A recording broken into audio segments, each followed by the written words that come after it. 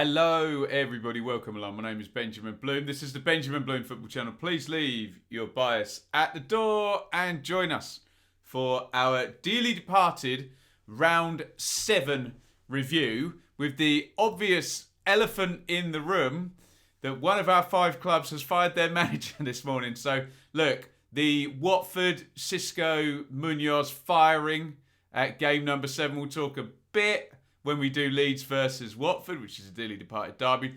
But there is a separate video on that. You might have to navigate your way through 2 bits of content, and I'll try not to repeat myself over here. But my job here is to go through each of our 5 dearly departed clubs. Who are they? You can see on the screen there. Leeds, Villa, Norwich, Watford, Brentford. They are the teams I've covered in the Championship that have indeed managed to get themselves up, but we're still looking at them each and every week, and we want to know, what did they get up to yesterday and today, in fact. And the Brentford fairy tale continues. It was defeat for Villa over at Spurs in that dearly departed derby. It was Leeds 1, Watford 0.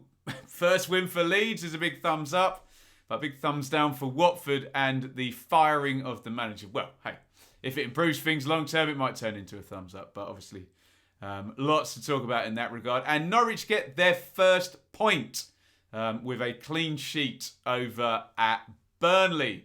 Must have been their first clean sheet as well, because they've lost all of their other games so far. So our normal mix of positivity and negativity. Let's, as ever, work our way down with our highest ranked team.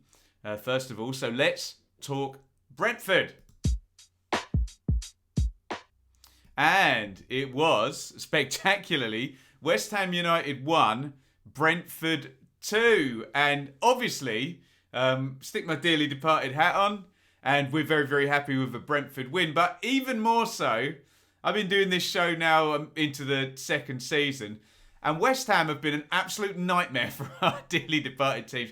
I think there was a point last season where we were doing, obviously, Leeds, Villa, West Brom, Fulham, Sheffield United. I think there was a point where they'd won about 7 in a row against our dearly departed teams. They've been excellent, West Ham, under Moyes this past year and a bit that we've been doing this. But we have a team go to the Olympic Stadium over in West Ham and go and get the win. And it's Brentford continuing their brilliant form. 3rd win of the season. They go up to 12 points. This is how they did it for the Bees. David Raya in goal.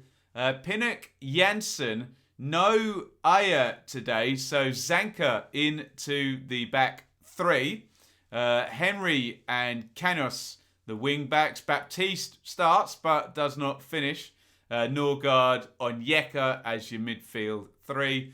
Tony and Mbeumo have started every single game, and Mbeumo is on the score sheet again today. This is a Brentford team that is functioning very, very well in all areas of the pitch. They are flying our dearly departed flag up in 7th position. Woof. For West Ham, as I say, they've been an absolute scourge, a nightmare for our team. So we admire what they've done, but it's kind of nice to see one of our teams get one over on them for once. Fabianski in goal, Soufal, Zuma, Ogbonna, Cresswell, Rice, Souček, quality those 2. Fornals, Ben Rama, keep your eye on him, obviously former star man for Brentford, particularly in the 19-20, well, 18-19 as well, 19-20 season before going to West Ham. Bowen and Michael Antonio, who's been in tremendous form. Here is Ivan Toney, who's obviously been in tremendous form for the longest time, really, for Peterborough and for Brentford. Gets across the near post there, hits that one on the, I think it's a full volley, isn't it? Might be a half volley. They still won't completely tell me that. Drives the shot saved by Fabianski. But Brentford do indeed take the lead only 20 minutes into this one. They get an overload with Canos in behind on the right-hand side. He hits the shot. Soft hands by Fabianski. It's difficult because you want to save it, but you also don't want to push it straight into the path of the on-running striker, which is what he does. And Mbeumo slides in, doesn't get the best contact in the world, to be honest. And it is nearly saved there. When I first watched it, I thought, oh, that's over. To be fair, I knew Mbeumo was scoring before I went back and watched the highlights video. And then when they showed you back the Hawkeye, it seemed to be over by about 1 centimetre. So tremendous stuff by Hawkeye. And Fabianski nearly getting that one out. But Bryan Mbeumo, who obviously was in that front three, wasn't he, with Watkins and Benrahma coming in from the right, has done really a fine job here of retooling. And he started all 7 of Brentford's games now, and that's his second goal. And he does look, in this system, I know in isolation, are you a good Brentford player or are you a good Premier League player? We had this with Leeds last year. Are you a good Bielsa player or are you a good Premier League player? Well, let's hope that Bryan Mbeumo is now stepping up. Still only young, isn't he? I know he's been around a while on our radar, but really stepping up now, second of the season for Mbeumo. Here's one where I'm sure all Brentford fans thought, Benrahma, edge of the box, right foot, gap to Raya's left. He's going to swing that, bend that in the corner against his old club. I think maybe Raya had it covered. Swings around just wide of the post. West Ham do get their equaliser, and if I do say I'm putting my dearly departed hat on, I'm not entirely sure how Michael Antonio there is not in the goalkeeper's line of sight in an offside position there. Look, it's a moot point, isn't it? It's a great finish by Bowen. I have to say, he does nothing wrong. He drills that right down that sort of line to the left-hand side. Who is that on the goal line there? It's hard to tell, is it? It's not Pinnock, is it? He's in the middle of the box. It's got to be one of the subs then, hasn't it? Pass. I haven't got the squad numbers up on the screen. Maybe, it is Zanka, isn't it, I think? Anyway, I do think that maybe if I'm checking out on the VAR, I'm saying offside in the line of sight of the keeper, and you can see Reyes clearly having to peer around him. So, hey ho, let's not sit and moan and whine. Good finish by Bowen, and Brentford are ultimately going to go on and win the game because of this goal by Johan Visa in the 94th minute. The set play is sort of headed down and away, and Visa is arriving on it. He's only been on the pitch, or he only comes on the pitch for 8 minutes in this game, for goodness sake. And get your knee over it. Just control the volley. Can you hit it through the crowd of players? Yes, you can.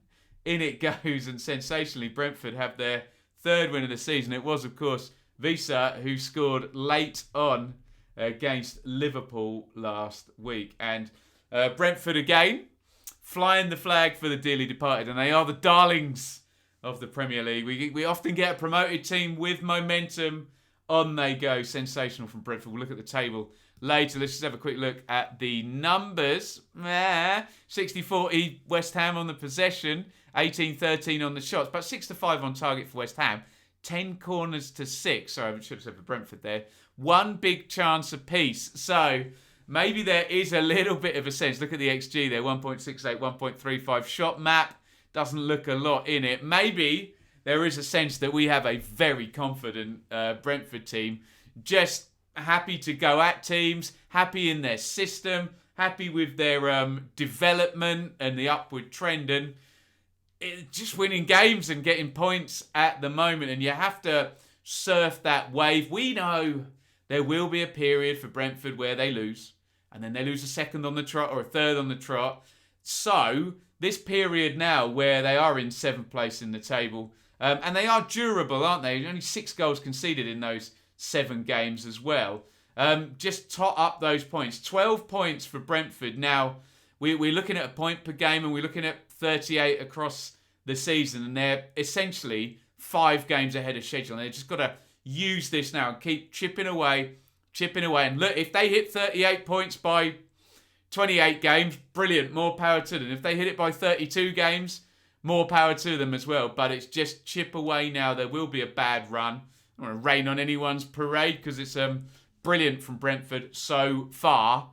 But lean times will come, and let's just enjoy seeing the Bees in their first Premier League season up in 7th position. Get me your thoughts in on another good result. Excellent result. Away at West Ham, let's not forget, who finished in the top 6 last season. And they've won 2-1. Get your thoughts in the comments. And on we go to talk about Aston Villa, who went under today at Spurs. It was Spurs 2, Aston Villa 1. They were in the game, but it's an own goal from Matt Targett. And I suspect Villa fans will be looking at this, the way the two teams approached this this game, with Villa kind of changing the system and looking like they're on a good run and, you know, moving forward nicely, compared to Spurs, who got eviscerated in the press, didn't they, after that heavy North London derby defeat. I think Villa fans would have fancied this one today, but they've gone under 2-1. There is your team, and the system fairly settled, isn't it, for Villa, who won at Manchester United last week. Martinez House stays in there despite, as Tuanzebe returns to the bench. He was obviously exempt from playing against Manchester United last week. So Mings and Cons are either side of House. Cash and Targett just edged forward to wing-backs. McGinn, Louise, Ramsey, Ings and Watkins. Remember, Leon Bailey's going to be out a little while now. Buendia on the bench. And you look at the Villa bench and you see Traore, Nakamba, Archer. Maybe they'd like someone to... Well, it's Bailey, let's be honest. That spare attacking player. But squad stacks up well, system stacks up well. But they've lost today, and this is the Spurs side they've lost to. Lloris, Royale, Romero, Dyer, Reguilon. Skip gets a start with Højbjerg after all of that, as I say, evisceration of Spurs in midfield last week. Moura back in, and Ndombele, Son. So Dele Alli's out, and obviously Harry Kane, despite a lack of Premier League goals, starts up top for Spurs.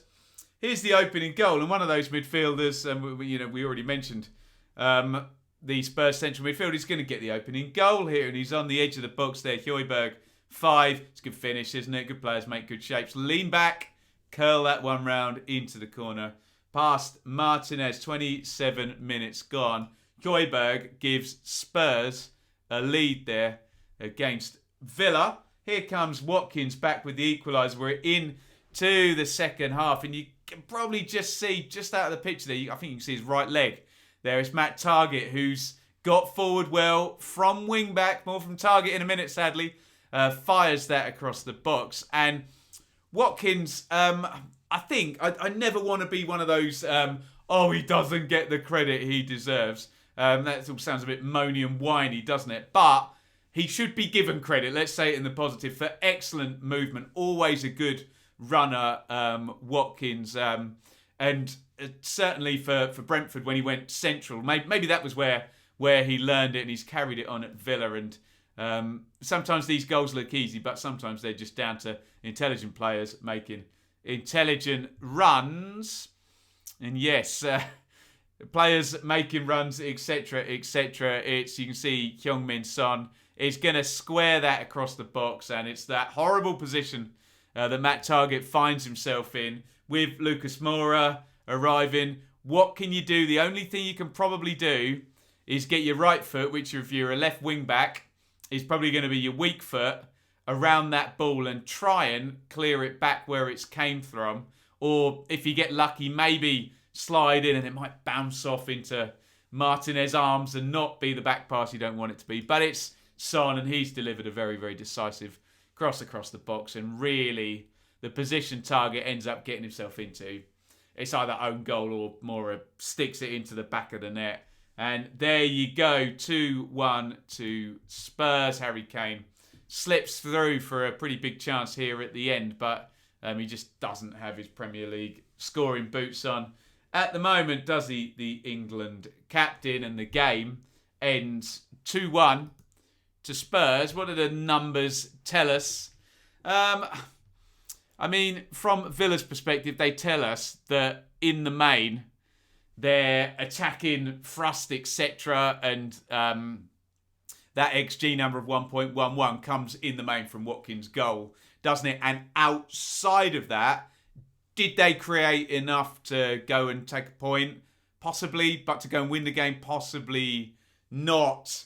And Spurs there with 1.54 on the XG. And remember, one of their goals is a low XG. You can see from Højbjerg, and the other one is an own goal, so it doesn't even add up. Means that when we scan down those numbers, 17 shots, 7 on target to 3, 3 big chances to 1. The numbers in isolation do suggest a possible viable victory here for Spurs. Look, Villa, as much as we praise them, it's still a work in progress, isn't it? As in, you come up, you stabilise, you play the next season, you do well, you're in the middle of the table, it was 11th, wasn't it?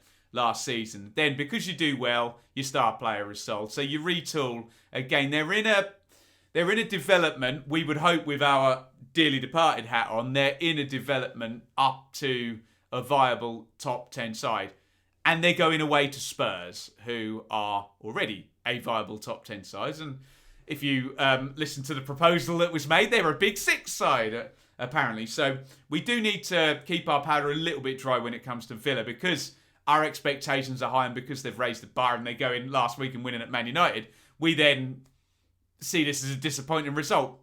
But go figure.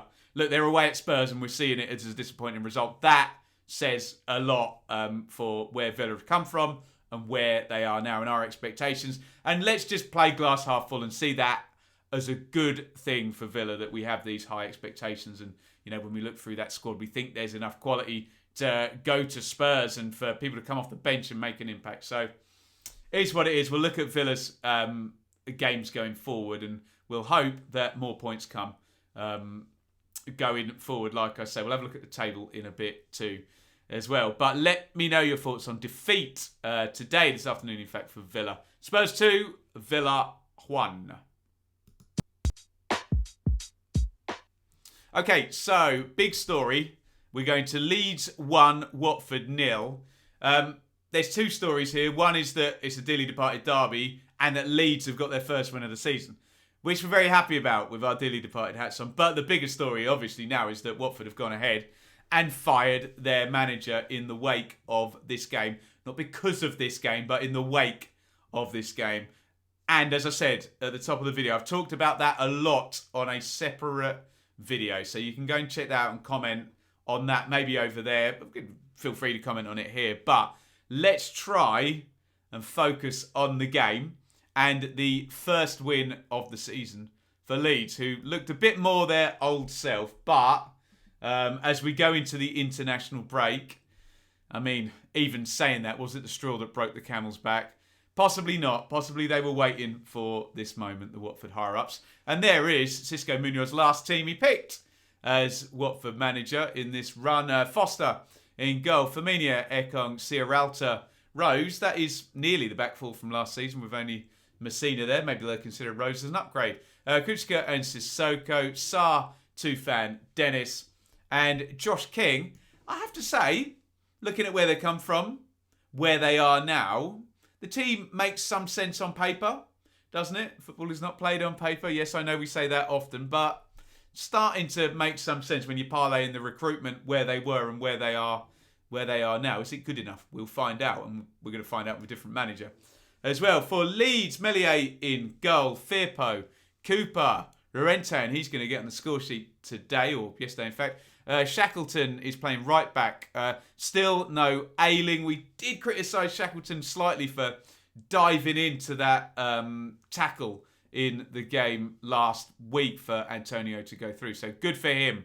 He's got a clean sheet today. So I'm not going to be criticising anything he does leading to a goal. There we go. We try and be fair and balanced.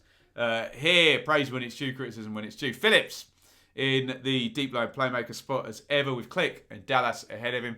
Rafinha right, James left. Still no Pat Bamford. So Rodrigo is in that number 9 spot up top for Leeds, who, well, when we look at the numbers, we'll see look more like their old selves here. And here is the goal. It's actually a pretty intelligent goal by Llorente. I know you kind of view it as a bit of a tap-in, really, because the ball's headed back. But it's very clever the way he's kind of leaning. And we've seen a lot people, they're going to be looking one way and flicking the ball back the other. And his body's going this way and he just manages to angle it back on the volley there. Look at where he's facing and ultimately where the ball's going to go. And they're binary positions there. And Llorente manages to pop that one over the line. And it's probably a better goal than it looks at first glance when you look at the replays. And Leeds go up 1-0 in what turns out to be the only goal of the game there on 18 minutes. There are more chances in the game. This is probably about as good as it got for Watford. I know Tufan drilled one over the bar when maybe a square ball might have been better. They do have the ball in the net, but Kabasele is adjudged to have brought down Liam Cooper. The ball, then you can see, is just hitting him, goes into the net. I do have to say, I'm a fan of Meslier, but as his blush is spared here, because it's a horrible butterfingers, he drops it. Maybe all of this beneath his feet, and he's kind of got them in his peripheral, and he's worried about getting clattered as they come in. But take the ball and then get clattered and take the foul, I'm afraid, and he drops it. But Kabasele is adjudged to have fouled Cooper and taken him down, and the tangle causes the goal to be disallowed, or the ball roll in the net. Literally not a goal.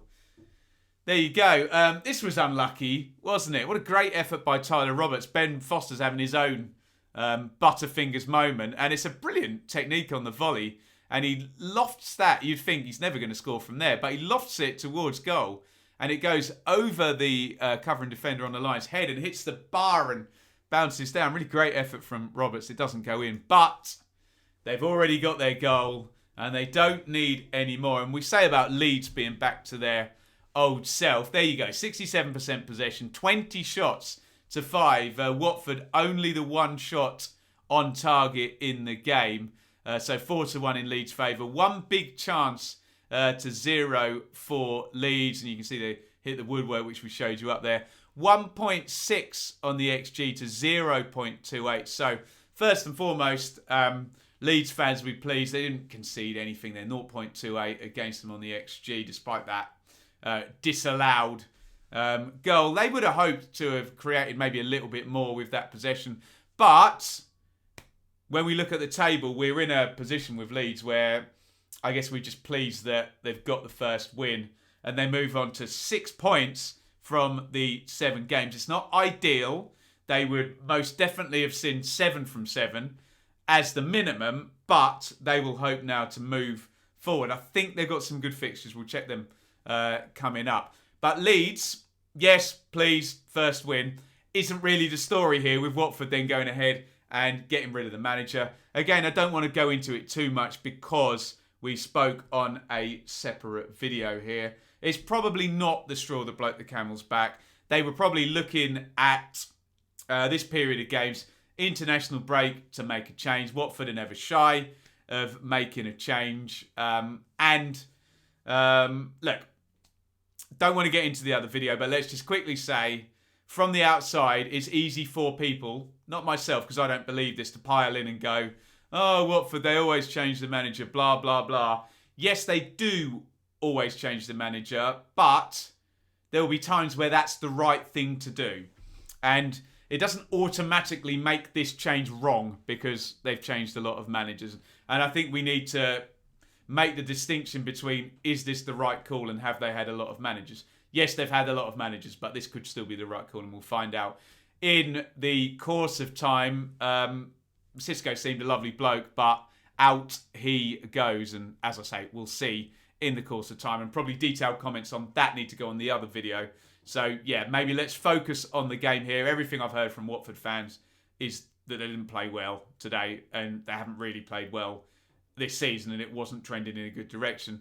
And everything I've heard from Leeds fans is that, okay, get the win, get the performance, get Ailing back on the pitch, get Bamford back on the pitch, and move into a rhythm more similar that it was last season. And again, we'll look at the fixtures going in at the end of the show.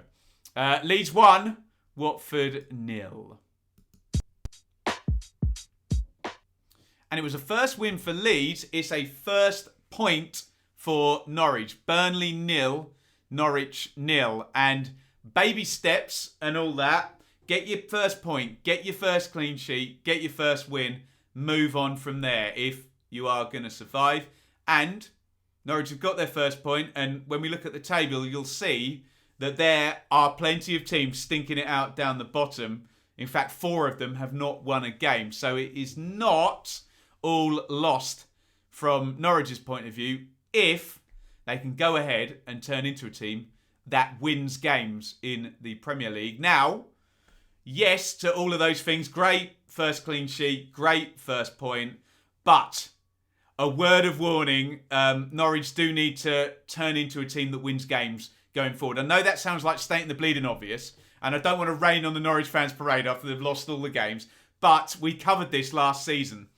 And we saw games between, and bear in mind we were covering Fulham, Sheffield United and West Brom, who ultimately all got relegated. We saw games between Fulham, Sheffield United and West Brom, and Burnley, and Brighton, and Newcastle.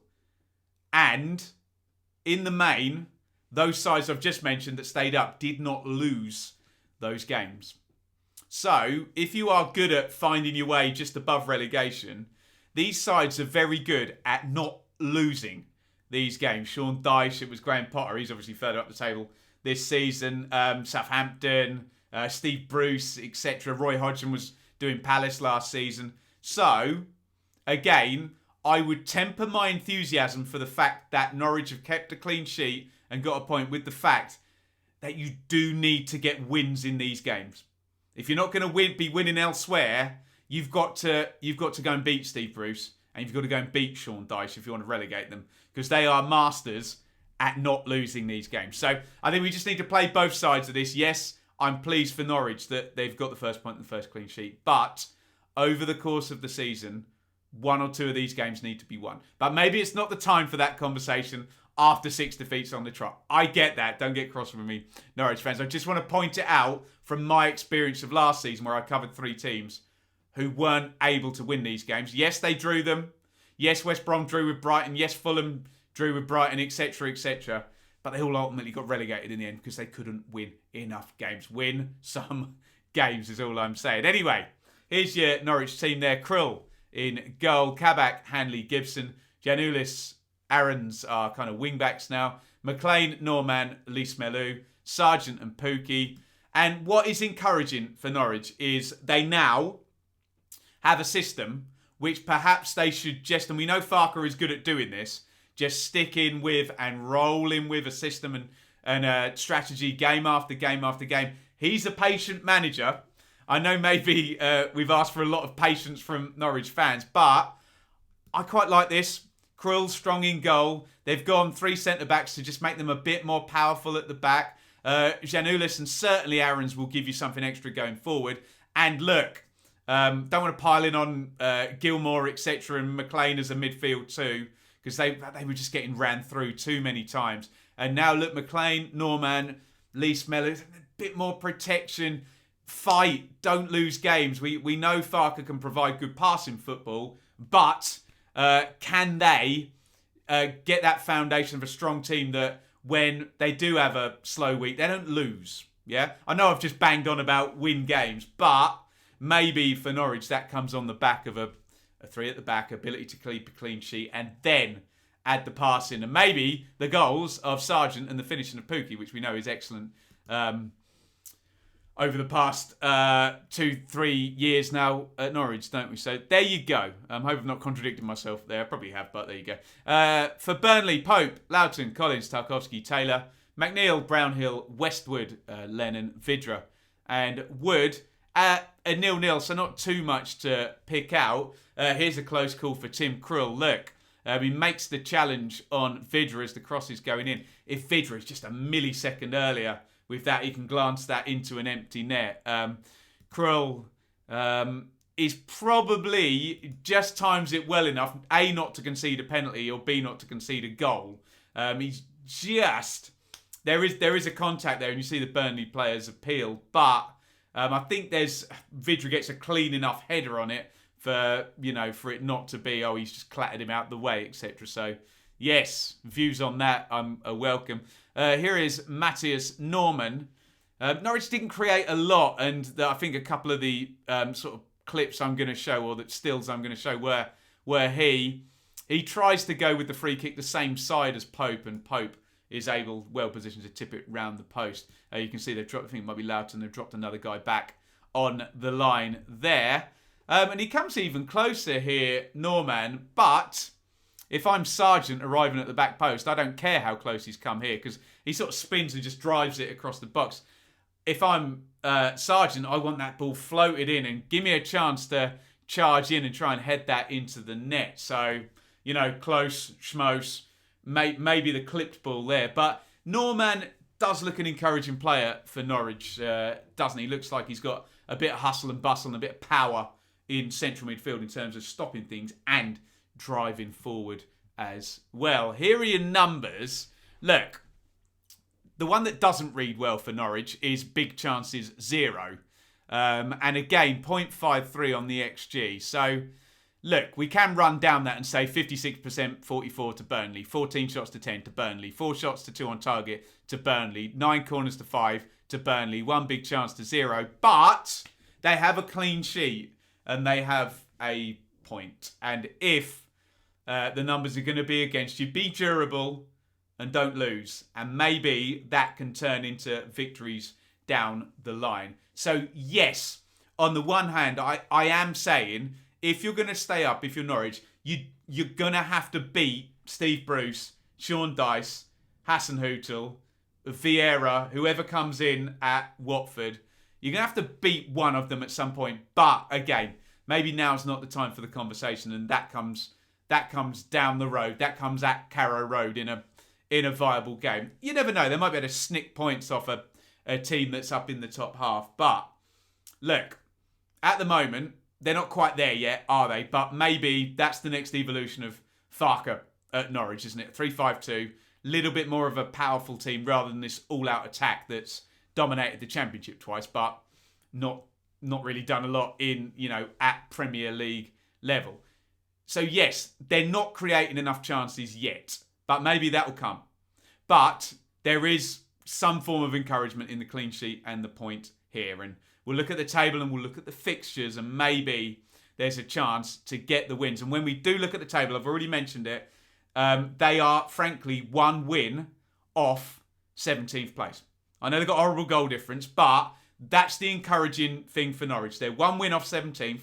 There's 4 teams stinking it out, not 1, which is encouraging also. And perhaps now they find a ground zero. Sorry if you don't like that term. I know there's other connotations for it. But to go ahead and start and be a more viable team, which they just obviously haven't been so far because they haven't got a single point. So look, lots to say. Hope I'm not contradicting myself.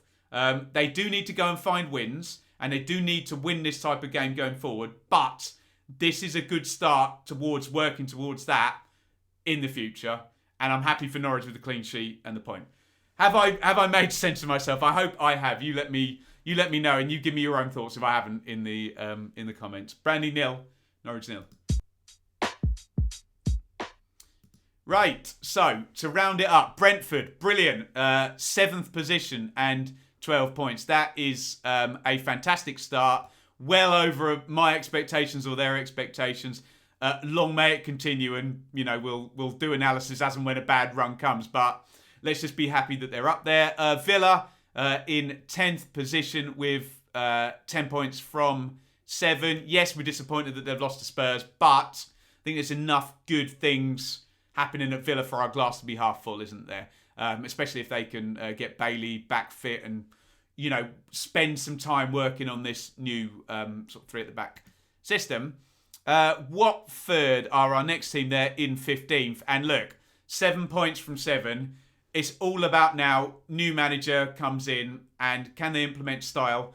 They do have some worrying fixtures, Watford, coming up. I won't go through them one by one. We've done that in the Xisco Munoz video, but I wouldn't be surprised if they were still around 7, 8, 9 points in 4 or 5 games' time. So it's going to be a difficult period now for Watford. It's all about getting that new manager in.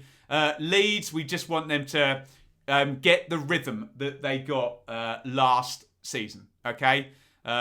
Create chances, win games, score goals. They want to get Bamford back. They want to get Ailing back. But, forgive me, sorry, I'm just navigating the other screen here. Let me just read the next fixtures for Leeds, which make me optimistic.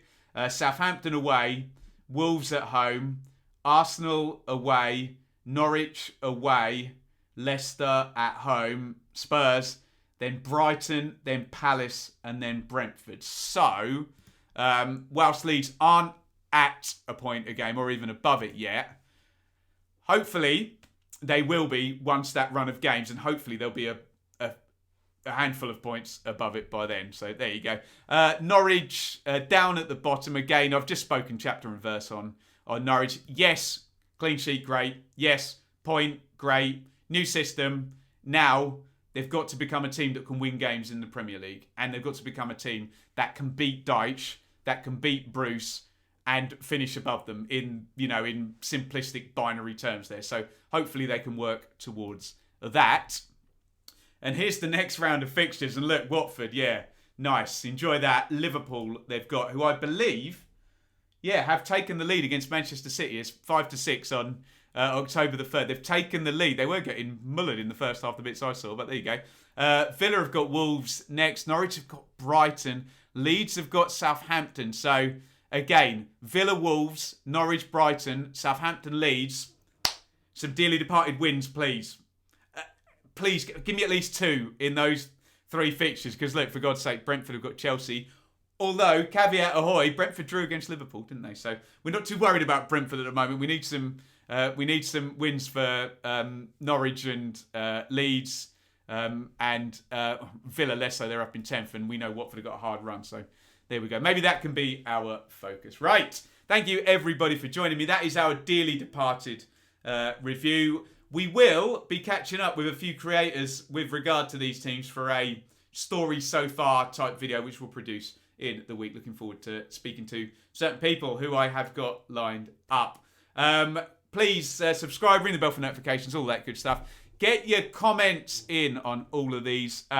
We try and make this area and this subscriber base, try and make it a nice, healthy, balanced place to comment. That doesn't mean you can't disagree with somebody. You can, of course, disagree with somebody. But just a reminder here, because the internet sometimes doesn't seem to understand, if you disagree with myself or someone in the comments on a subjective matter, that does not mean they have an agenda. That does not mean they're a fraud or insert personal insult. And hopefully we as people on the internet and on YouTube can work towards being able to have a dialogue where people disagree on subjective matters and it doesn't all go to hell in a handbasket like it often does. That's my plea. That's my dream. I have a dream. One day that'll happen.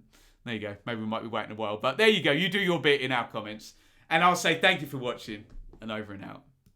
Thank you so much for watching. If you enjoyed this video, please hit the like button to see more videos from this channel. Hit the subscribe button and to be notified every time we upload. Ring the bell for those notifications to come through on your device. If you really want to support the channel and me as a content creator, I will be eternally grateful if you head over to the merch store and grab something, or support over on Patreon, patreon.com/Benjamin Bloom. Thank you for your time. Go and watch another video.